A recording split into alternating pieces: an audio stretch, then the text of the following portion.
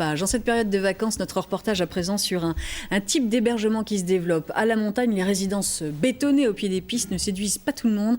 Des vacanciers préfèrent être au plus près de la nature, dans des gîtes écologiques. Véronique Jean et Loïc Wex se sont rendus dans le massif des Écrins.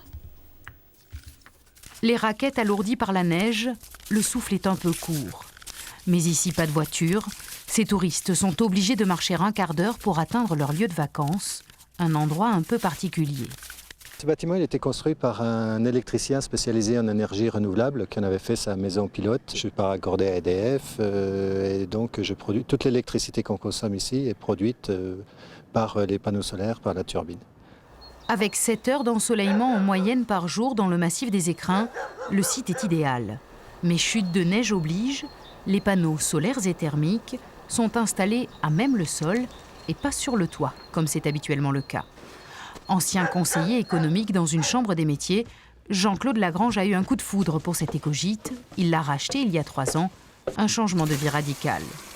Outre l'électricité, l'eau est chauffée grâce au soleil. La maison fonctionne aujourd'hui en autonomie, à condition de s'adapter un peu quand même. On est plus attentif au temps qu'il fait, on se lève le matin, on regarde le soleil tout de suite pour voir si on va pouvoir faire une lessive ou passer l'aspirateur. On vit plus avec la nature. Le bâtiment peut accueillir jusqu'à 16 personnes. Mais les convives doivent eux aussi se plier à quelques règles simples. Pas question par exemple de gaspiller l'eau quand on se lave les mains. Bonjour.